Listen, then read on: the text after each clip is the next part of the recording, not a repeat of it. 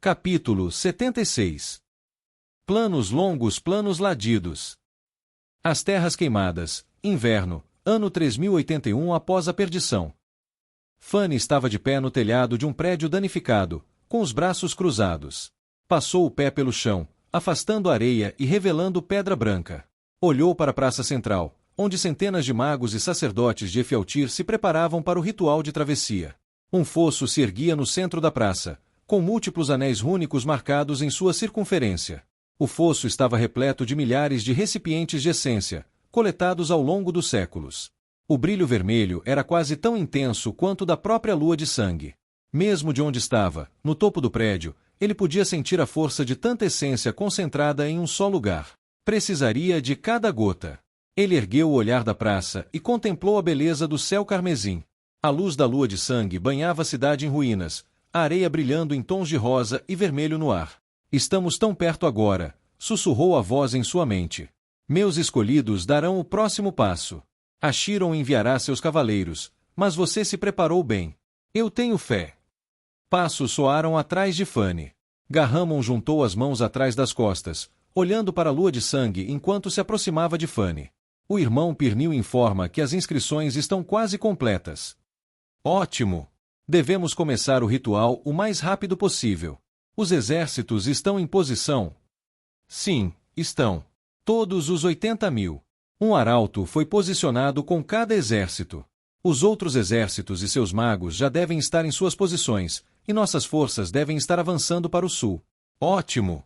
Isso deve manter os cavaleiros ocupados e diminuir o número deles. Este é o próximo passo. Esperamos muito tempo por este dia, Garramon. Garramon suspirou, olhando para o céu. Com certeza, irmão. Fanny desviou o olhar do espetáculo acima, voltando-se para seu velho amigo. O que foi? Garramon balançou a cabeça. Nada. Só pensando. Muita coisa mudou ao longo dos anos.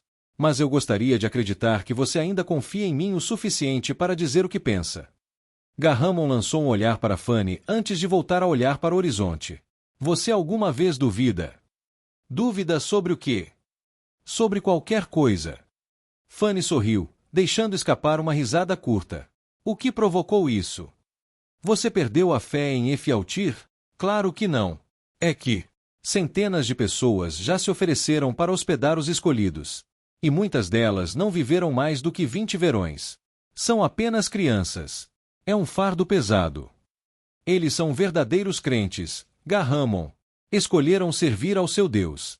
Fortalecer a influência de Efialtir neste mundo sempre foi a nossa causa. Você sempre soube que isso aconteceria. Ele não só nos recompensará, como também nos dará a força para manter nosso povo em segurança. Fanny cruzou as mãos atrás das costas. O primarca Touran havia acelerado o treinamento de mais de 1000 aprendizes de mago de batalha a pedido de Fanny.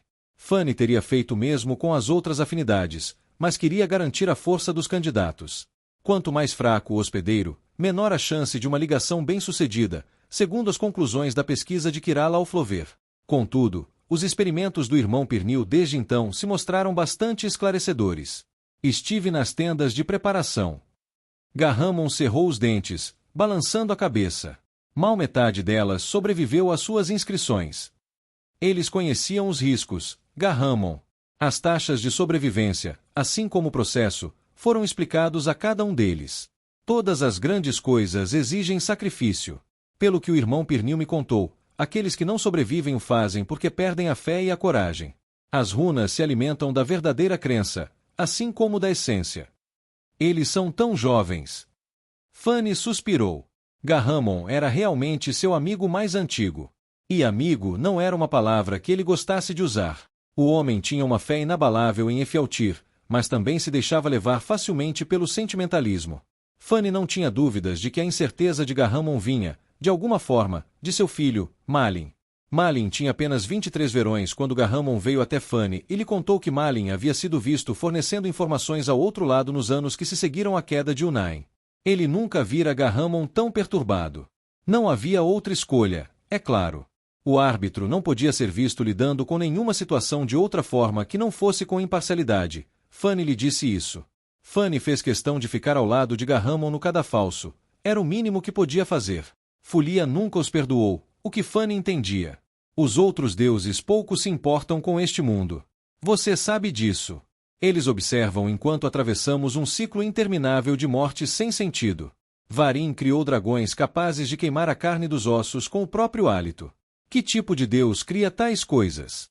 Efialtir nos concederá o poder de trazer a verdadeira paz e garantir que a morte não seja sem sentido. Você impediria alguém de participar disso por causa da sua juventude? Os jovens não têm lugar em grandes feitos. Você sempre tem uma resposta, meu velho amigo. E você sempre tem perguntas. Fanny deixou um silêncio se instalar entre eles antes de falar novamente. Seu aprendiz ascendeu ao posto de mago de batalha. Isso é bom. Como está o comprometimento dele? Forte, disse Garramon. Ele ainda questiona Efialtir, mas está aos poucos entendendo. Isso era de se esperar. Ele é um jovem como eu era, cheio de perguntas e sedento por conhecimento. Depois de presenciar o ritual, ele não questionará mais nada. Garramon soltou um suspiro agudo. As cartas. Ele é um mal necessário, Garramon. Precisávamos dele para nos sentirmos confortáveis. Mas não haverá mais nenhum. Seus pais foram levados de Berona, junto com outro prisioneiro. Garramon virou a cabeça para Fanny, com uma expressão de choque no rosto. O que vamos dizer a ele? Por agora, nada. Por que ele é tão importante, Fanny? Sabemos que o Draleide está com os elfos na Floresta Negra. Temos nossos olhos e ouvidos. Riste é excepcional, mas eu não entendo. Fanny sorriu. Garramon não era idiota, e Fanny também não. Era evidente que Garramon via seu filho no jovem. Era melhor ser honesto. Há um ditado de Sumara Tuzan que diz: mantenha seus amigos por perto e seus inimigos ainda mais perto. Ponto. Eu conheço o ditado, Fanny. A irritação transpareceu nas palavras de Garramon. Riste não é um inimigo. Ele é um de nós. Fanny deixou seu sorriso se alargar, voltando o olhar para a areia cintilante que se estendia acima dele. Sempre senti que faltava algo naquele ditado. Mantenha seus amigos por perto, seus inimigos mais perto ainda e os amigos dos seus inimigos mais perto ainda. Eltoar da Etana é o motivo da queda da Ordem. Conquistá-lo foi nosso maior triunfo. Sem Eltoar, jamais teríamos chegado a Alvira. Sem Alvira morta, a Ordem não teria caído. Se o Draleide sobreviver esta noite, seu aprendiz será nosso próximo grande triunfo. Somos todos peões no grande jogo dos jogos. Todos temos nosso papel a desempenhar. Garramon ficou em silêncio, e ele e Fanny permaneceram ali por alguns minutos, olhando para a praça, até que a luz ao redor deles diminuiu como se tivesse sido arrancada do ar. Fanny e Garramon se viraram e viram o arauto parado diante deles. Um manto negro envolvia seus ombros, sua pele branca como a neve. Fanny sempre tivera curiosidade em saber como os arautos atraíam a luz ao seu redor. Até então, ele não havia encontrado uma resposta satisfatória. Garramon virou-se, inclinando a cabeça. Arauto, que a luz do Salvador esteja sobre ti. Clinzen. Fanny cruzou os braços. Quão longe? Os Urax chegarão em poucas horas. Eles marcham com uma horda de mais de 100.000 pessoas. Garramon se virou para Fanny, com preocupação evidente em sua expressão. Deveríamos chamar de volta alguns dos guardas do dragão. Não, meu velho amigo. Eltoar e Lina são necessários para manter os elfos sob controle no norte enquanto estivermos aqui. Além disso, este não é um lugar para onde ele e Lina retornariam. Os outros são necessários no sul. Mais Urax significam mais. Essência para Efialtir. Ele ainda nos testa, e não falharemos. Clinzen, alguma notícia de Azim? Tudo está em movimento, sibilou o véu. A cidade não existe mais, e os exércitos marcham. Ótimo! Vamos arrancar essa rebelião pela raiz. Venha, Garramon. Chegou a hora. Riste, Neera, Magnus, Anila e os outros magos de batalha o primeiro exército, juntamente com soldados do 19º exército, estavam posicionados na extremidade oeste da praça central. Haviam chegado à cidade em ruínas apenas algumas horas antes, e os sacerdotes e artesãos magos imediatamente começaram a se preparar para o ritual. A praça era enorme, com algumas centenas de metros de comprimento e largura. O fosso no centro havia sido cavado pelos artesãos magos e preenchido com mais pedras preciosas brilhantes do que Riste imaginava existir. Enquanto olhava para o fosso, ele se tornou cada vez mais consciente do pingente sob sua armadura, seu toque frio contra a pele. 16 exércitos ocupavam a cidade, 80.000 soldados no total. Enquanto a infantaria, a cavalaria e os arqueiros haviam sido posicionados para defender os limites externos e o centro da cidade, todos os 1.600 magos de batalha estavam reunidos ao redor das 8 entradas da praça central, 200 em cada entrada. Sua tarefa seria fornecer os fios de espírito para o ritual. Garhamon havia explicado o conceito central do ritual para Rist, mas não as complexidades de seu funcionamento interno, o que o irritava profundamente. Com a lua de sangue erguida, eles alargariam uma fenda no véu entre os mundos, provando sua devoção a Efialtir. E, ao fazer isso, permitiriam que os escolhidos passassem, concedendo-lhes a força necessária para derrotar os elfos e os Uraks. No passado, Rist não teria acreditado em uma palavra sequer daquilo. Mas Efialtir era o único deus que havia demonstrado qualquer prova de sua própria existência. Rist vira o que a essência podia fazer. Vira como aquilo que lhe haviam dito chamar de magia de sangue não era como ele imaginara.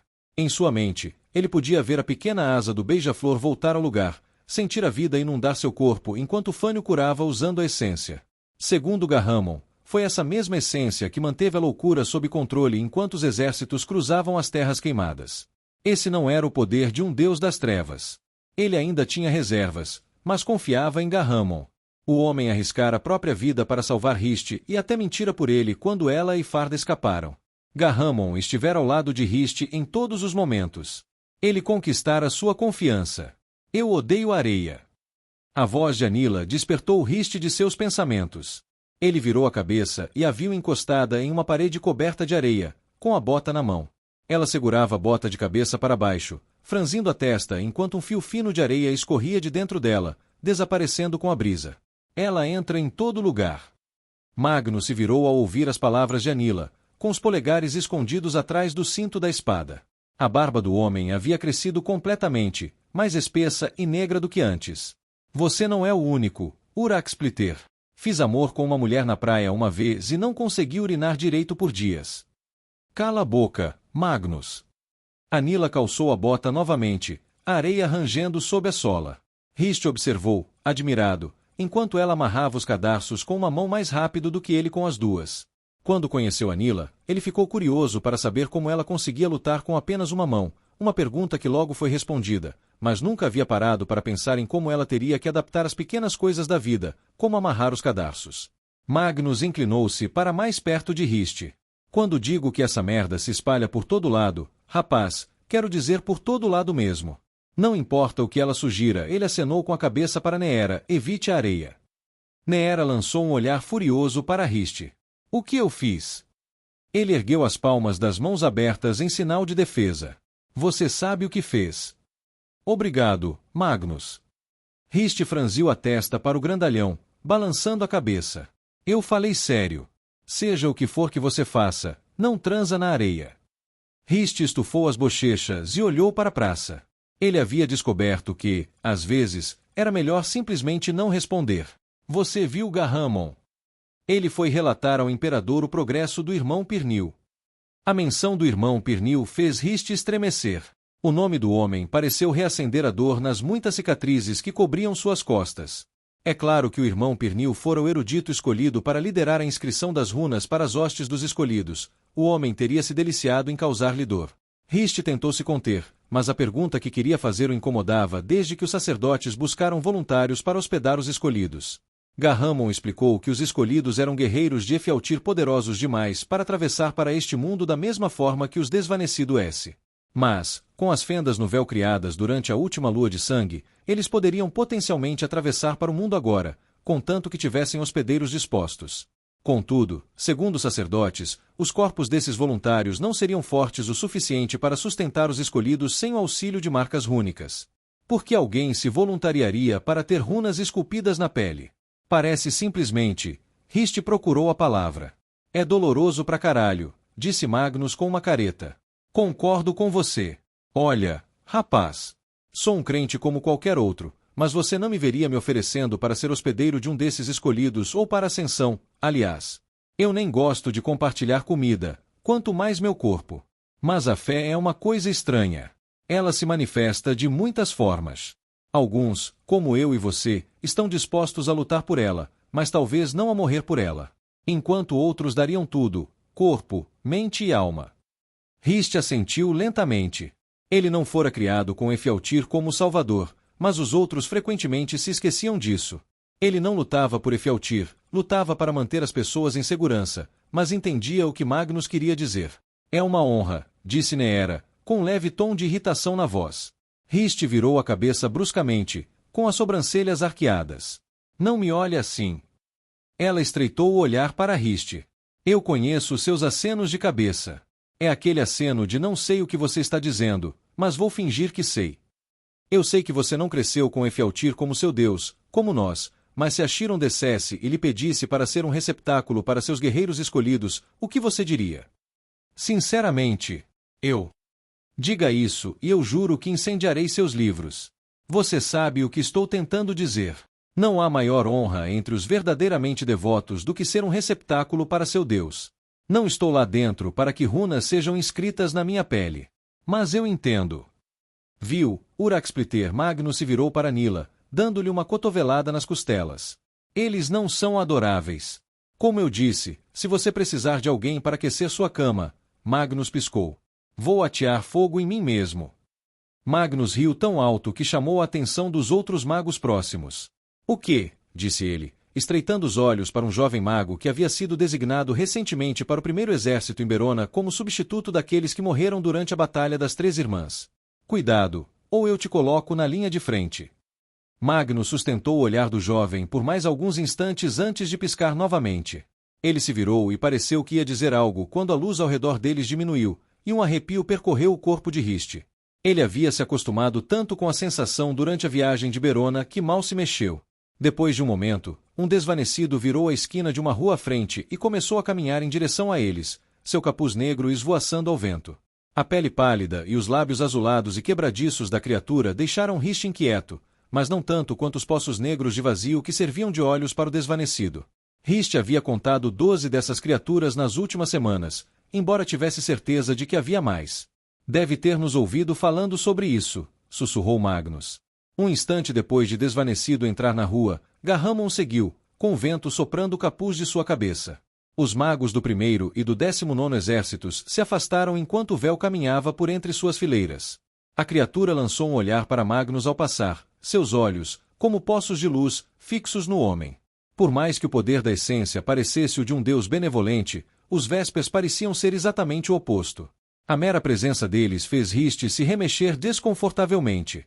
Assim que a criatura passou, Garramon se aproximou. Ele acenou com a cabeça para Rist, Anila e Neera, antes de parar em frente a Magnus. O que ele disse? Assim que as últimas inscrições estiverem concluídas, começaremos. O irmão Pirnil recostou-se na cadeira, soltando um longo suspiro. Olhou para o corpo sem vida preso ao catra à sua frente, depois para o livro preto encadernado em couro que outrora pertencera a Kirala Alflover, mas que agora repousava sobre a mesa ao seu lado. Bateu com o dedo na última anotação que Kirala havia feito no livro. Nota: os resultados deste conjunto de runas parecem promissores. O sujeito 453 demonstrou aumento de agressividade e força, durando 4 dias a mais que o sujeito anterior antes de falecer. Embora pareça que a constituição élfica não seja tão adequada ao dom quanto a dos Urax, mantenho a firme convicção de que este é o caminho para o escolhido. Informações suficientes foram coletadas para prosseguir para a próxima etapa. Os sujeitos 454, 455 e 456 serão testados. Os sujeitos restantes serão eliminados. Era isso que você perdeu, irmã, sussurrou o irmão Pirnil. Eles precisam estar dispostos. Infelizmente, mesmo a maioria daqueles que iniciam o processo de bom grado perdem a coragem após os primeiros cortes. Pirnil folheou as páginas do livro de volta às suas anotações, pegou a caneta que estava ao lado da mesa e registrou sua observação, agora definitiva. Ele já havia realizado inscrições suficientes para ter certeza dos resultados. Inverno, ano 3081 após a perdição, alto erudito Dracus Pirnil observação. O sucesso das inscrições rúnicas depende não apenas da disposição do hospedeiro, mas também da manutenção dessa disposição durante todo o processo. Se a fé ou convicção do hospedeiro vacilar, as runas começam a consumir sua essência. Se a disposição do hospedeiro diminuir completamente, as runas consumirão a vida logo após a conclusão da inscrição ou, em alguns casos, até mesmo antes. A criação desses marcados de sangue Urak demonstra uma força mental e física superior, ausente nos humanos. Contudo, o conjunto de runas usado para inscrever os marcados de sangue difere claramente daquele usado para marcar um hospedeiro para o escolhido. Se um corpo marcado de sangue puder ser capturado e o conjunto de runas imitado, talvez seja possível recriá-lo.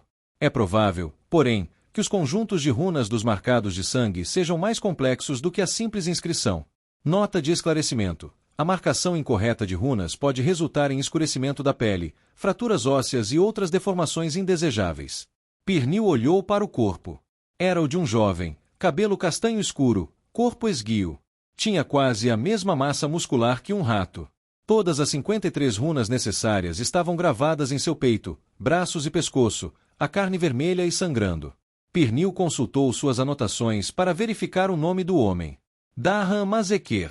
Dahan conteve os gritos por 8 minutos antes que Pernil tivesse que lhe oferecer uma mordaça. As runas drenaram a essência do jovem. Ele desejou que houvesse uma maneira mais fácil de eliminar os fracos de espírito, tanto tempo perdido. Ele tossiu, expelindo o catarro do peito e cuspindo no chão. Fez um gesto para 2 dos criados que estavam atrás deles, com os rostos pálidos. Para o fogo.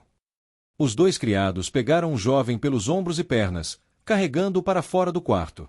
Logo depois, uma mulher entrou, nua como um recém-nascido. Seus músculos eram volumosos, seus ombros largos, e ela tinha uma carranca no rosto que parecia permanente. Ótimo! Pernil fez um gesto para que a mulher se deitasse no catre. Ele havia anotado mentalmente que os voluntários mais jovens tinham uma taxa de mortalidade muito maior do que os mais velhos. O entusiasmo da juventude se dissipava rapidamente diante da natureza efêmera da vida.